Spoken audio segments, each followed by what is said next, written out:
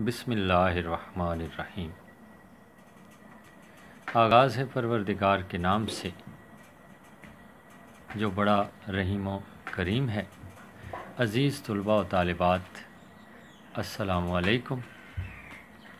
امید ہے آپ خیریت سے ہوں گے۔ آج ہم بات کریں گے جماعت نحم کے طلباء و طالبات کے حوالے سے۔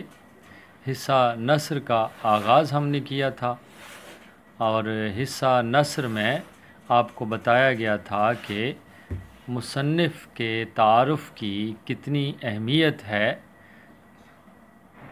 یاد رکھیے تشریح کرتے وقت اگر آپ آغاز میں مصنف کے تعارف کے حوالے سے کچھ تھوڑی سی معلومات فراہم کریں گے ممتحن کو تو وہ بہت اچھا ثابت ہوگا اور آپ کے نمبروں میں اضافے کا باعث ہوگا۔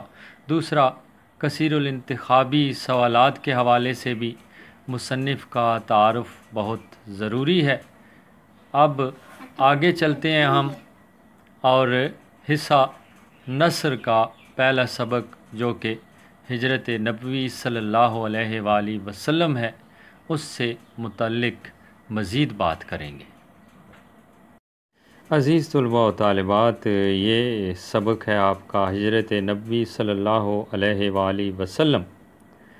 ایک تو یہ کہ اس کے مشکل الفاظ کے معنی جو ہر اقتباس میں آپ کو ملیں گے وہ الگ کر کے آپ نے لکھنے ہیں، آپ کے لیے بہت مفید ثابت ہو سکتے ہیں۔ ایک تو اقتباس کی تشریح کے حوالے سے اس کے 2 نمبر ہوتے ہیں، دوسرا آپ کے دماغ میں ذخیرہ الفاظ کا اضافہ ہوتا چلا جاتا ہے جو کہ اگلی جماعتوں میں آپ کے لیے بہت ہی مفید ثابت ہوتا ہے۔ تو آپ نے کام کیا کرنا ہے، ہر اقتباس میں سے مشکل الفاظ کے معنی لکھنے ہیں۔ دوسرا،